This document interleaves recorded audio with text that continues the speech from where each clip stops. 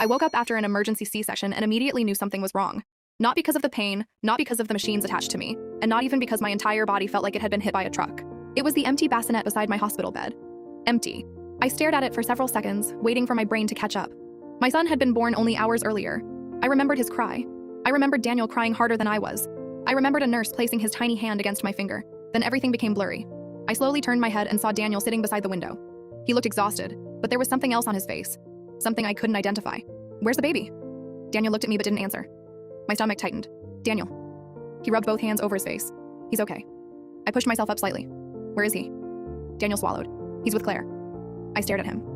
Okay. I waited, but he didn't say anything else. Where is Claire? He looked toward the floor. At home? My heart skipped. What? He's at Claire's house. For a second, I honestly thought I was still drugged.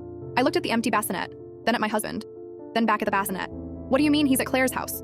Daniel stood. Maya, calm down. Why is our newborn at your sister's house? You were sleeping. That doesn't answer my question. You needed rest. Daniel, my voice cracked. Why isn't my baby here? He exhaled. Claire took him home for a little while. I felt every muscle in my body go cold. She took him?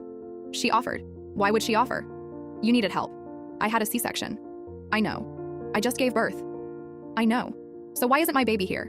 Daniel stared at me, then said something that made my blood run cold. Because you agreed.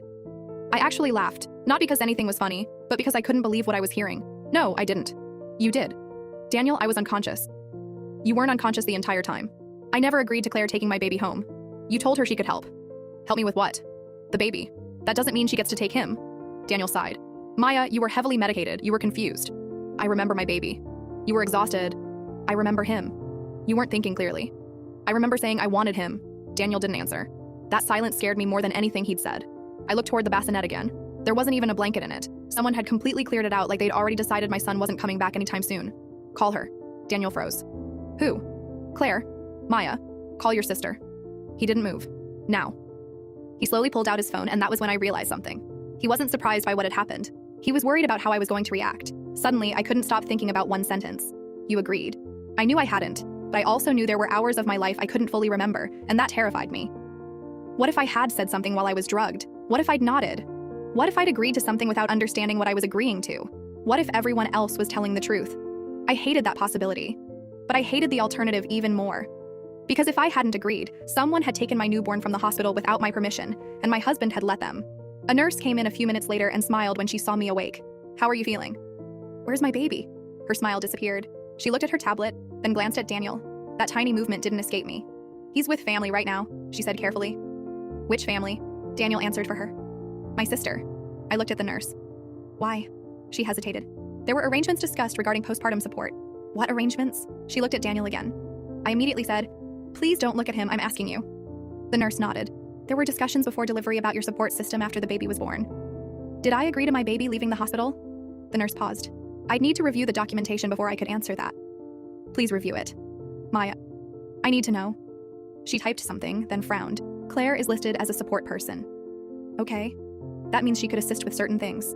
Does that mean she can take my newborn home? The nurse looked directly at me. No. The room went silent.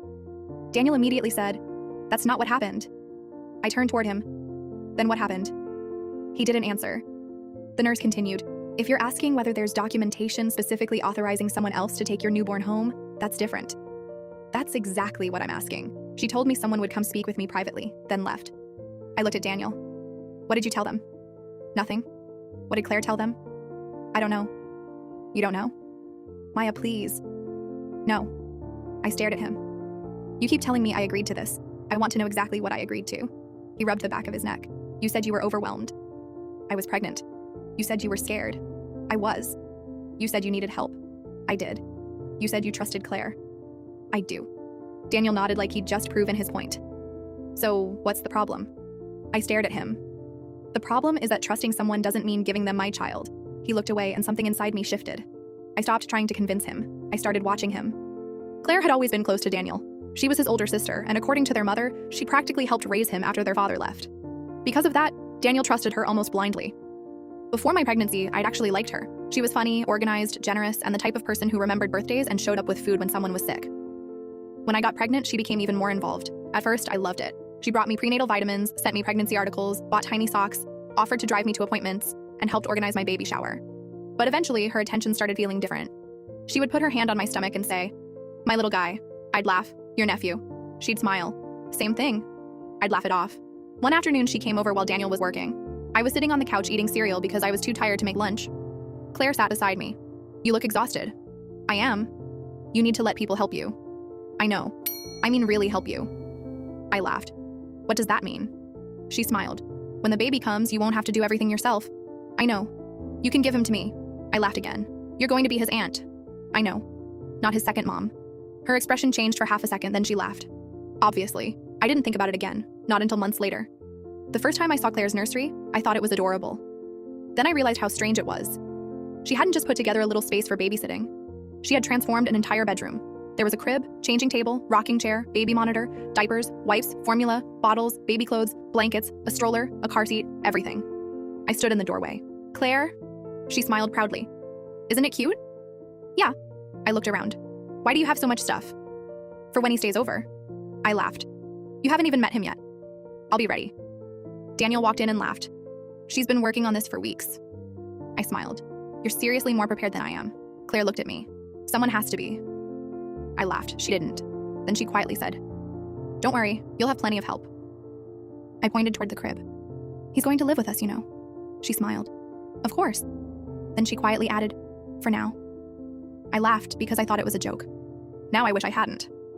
Back in the hospital, I asked Daniel about the nursery. Why did Claire have a nursery ready before our son was even born? She wanted to help. That's not an answer. It was for babysitting. Why does she have enough supplies for him to stay there for weeks? I don't know. Why did she have a car seat? Because she'd be driving him. Driving him where? I don't know, Maya. His voice became irritated, and suddenly I understood something. He was tired of answering questions he couldn't answer, or questions he didn't want to answer. Did you know she planned to take him? He didn't respond. Daniel. I knew she would help. That's not what I asked. He looked at me. I didn't think she'd take him immediately. My heart sank. Immediately. That word mattered. You knew she was going to take him? I knew she was going to help. Daniel. He sighed. She thought you needed space. I never asked for space from my baby. You were overwhelmed. I was overwhelmed before giving birth. I never said I didn't want my son. Then why are you acting like I did? He didn't answer. The next day, my mother arrived. She brought clean clothes, toiletries, and food. But the second she walked through the door, she knew something was wrong. Where's the baby? I couldn't answer. Daniel did. He's with Claire temporarily. My mother stared at him. Why? He needed care. My daughter just had surgery. I know. Then why isn't her baby here? Daniel looked away. My mother turned to me. What did they tell you? I whispered. They said I agreed. Her expression changed. Did you? No. Then we figure out why they think you did. For the first time since waking up, I felt like I wasn't completely alone. That afternoon, I asked Daniel for his phone. He looked at me. Why? Because I want to see what you and Claire have been saying about me. His face changed just slightly, but I noticed. I don't think that's a good idea. Why? Because you're emotional. I stared at him. Give me your phone, Maya. Give me your phone. He didn't. And that told me everything, Daniel. He finally unlocked it. My hands were shaking as I opened the messages between him and Claire. At first, there was nothing unusual. Baby names, nursery colors, hospital updates. Then I saw messages from months earlier. Claire had written, "She's really struggling." Daniel replied, "I know." Claire wrote, "I'm worried about what happens after the baby comes." Daniel answered, "She'll be okay." Claire responded, "I don't think she realizes how bad it is." I kept scrolling.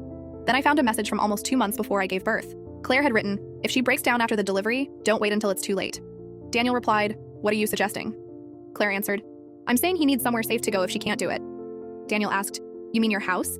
There was a long pause. Then Claire replied, "If that's what it takes." I stared at the screen. My mother leaned over. "What is it?" I handed her the phone. She read it, then looked at me. "Maya." I couldn't speak. Because now I knew something I hadn't known when I woke up. Claire hadn't decided to take my baby because she saw me exhausted in the hospital. She'd been thinking about it months before he was born. But then I found something worse. Claire had been saving screenshots of my messages. Messages where I'd complained about being tired. Messages where I'd admitted I was terrified. Messages where I'd said, "I don't know if I'm ready for this." She'd saved every single one. Some were months old. She had highlighted certain sentences.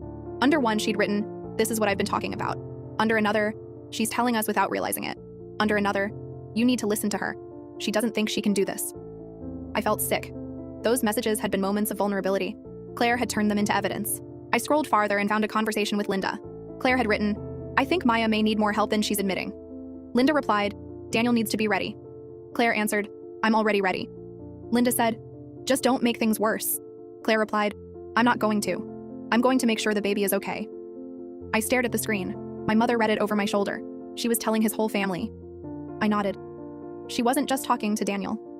She had been building a story, and I hadn't even known there was a story. That evening, I called Claire's closest friend, Rachel. She answered immediately. "Hey Maya, how are you?" "Rachel, I need to ask you something." Her voice changed. "Okay." "Did Claire ever tell you my baby was going to stay with her?" Silence. That silence was enough. "Rachel, I don't want to get involved. Please. I really don't." "Did she tell you?" Another pause. "Yes." My heart sank. "When?" "Before the baby was born." "How long before?" "I don't know." "Rachel?" She sighed. "Months." I closed my eyes. "What exactly did she say?" Rachel hesitated. "She said you were going to need time to recover." "Okay." "She said you were overwhelmed." "Okay."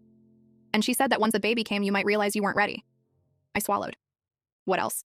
"She said she had everything prepared." "The nursery?" "Yes." "What did she mean by prepared?" Rachel's voice became quieter. "She said she had spoken to Daniel." My stomach dropped. "About what?" "About what would happen if you couldn't handle being a mother." I gripped the phone. "Did she say the baby would live with her?" Rachel didn't answer. "Rachel." She said, "What?" "She said she thought eventually you'd be grateful." "For what?" "For letting her raise him." I couldn't breathe. She'd already told someone. She'd already imagined it. She'd already rehearsed the ending. And in her version, I wasn't the mother who lost her baby. I was the mother who eventually thanked her for taking him. Then Rachel said something I hadn't expected. "Maya, there's something else." "What?" "Claire had a bag packed." "For the baby?" "Yes." "When?" "Before you went into labor." My stomach dropped. "What's in it?" "Baby clothes, bottles, diapers, blankets." "Why would she have that packed before I even delivered?" "I don't know." "Where was the bag?" Rachel hesitated. "In her car."